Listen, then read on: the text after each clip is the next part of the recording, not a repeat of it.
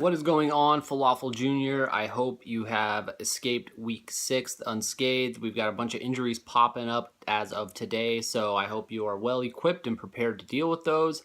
Before we get started, I'm going to ask a favor of you all. If you have not already done so, if you could go over to the @Falafel House Twitter account and vote for Falafel House for the podcast show of the week for Potter and Family. It's the pinned tweet at the very top. If you could go there and vote for us, that would be great. I know some of you already done that, so it's very appreciative of that. But if you have not had a chance to do that, it'd be cool if you could go over and help us out there. Yeah, like I said, week 6 done and over. We head forward into week 7. This is hump week of the fantasy football season. We've got 6 weeks to go following this week. This is the middle, the peak of the mountain. So this is right in the middle. This is where it's all downhill from here into the playoffs. So got to make your move, got to get going. We will start handing out some week 6 awards. First up is the Higher Than a Kite award. That goes to Prophet this week with 133.6 points. He has 3 guys with 22 plus points, and that's with even getting 2.7 points from Zach Ertz. That's enough to get him the win this week and have the highest score out of everybody. Moving on, we've got the sloppiest girl in the bar, and this week that goes to Jacob Niner. 74.3 points. He gets -4 from his defense. He has 1.5 points combined from 3 of his players. Jacob Niner, I feel your pain, man. My team has just been sucking. It's just been bad. My team has been so bad, it sucks. It's been rough to deal with. Moving on, the Who Let You In award. This goes to Corey with his 17.5 point victory over Jetty. Not a lot of close matchups in this one. So this wasn't a lot of close matchups. Sorry, excuse me. A lot of close matchups in this one. So for this to be the biggest blowout, it's not too bad.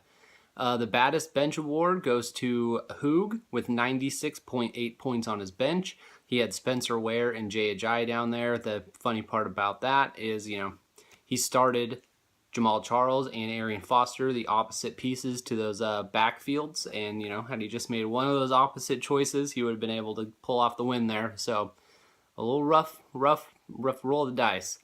Not supposed to be here today. This is going to be Prophet's win over Hoog. Pretty solid as a 2-3 over a 4-1. So Prophet is now the lead scorer in the league. So he took that spot over with his victory over Hoog this week. Tighter than a crab's vagina. That goes to Money Martin's 1.7 point win over M Silver. Pretty ugly game overall, but a win is a win. I would be so happy to get a win these days. But that is another story for another time. Maybe I can tell it next year when I'm playing with you guys. Next up is Milk is a Bad Choice. We've got a few winners of this week. We've got M Silver. Had he started Duke Johnson this week, he would have been able to pull the win out. Hoog, we discussed Spencer Ware or Jay Ajayi. Showcase, had he started Golden Tate. You understand why he did not. And then you've got KS44. Had he started Terrence West, he would have gotten the victory there. And finally, we've got the fucking Chuck Norris Award. That goes to Hoog, 125.5 points and gets the loss. He would have beaten anybody else in the league this week, but unfortunately, got to beat who you're going up against, and he was unable to do that. So week 7, we've got 2 games of the week this week. We've got 5-1 Trade Fantasy versus 5-1 Gates. And then we've got 4-2 Slime Sucking Hogs versus 4-2 Hoog. So those should be some good games. And then we've got some middle ground games. We've got 4-2 Corey versus 2-4 KS44. 3-3 Prophet versus 2-4 Money Martins. 3-3 Army Dan versus 2-4 M Silver. 3-3 GA17 versus 1-5 Jetty. And 3-3 Showcase versus 1-5 Jacob Niner. So week 7, got to start making those wins. Jetty, Jacob Niner, if you got any chance, we really got to start doing something now. I'm in the same boat as you guys. Trust me, got to start doing it now or never. Now or never, we're going to be looking at relegation. So good luck to everyone going forward, and I will talk to you guys next week.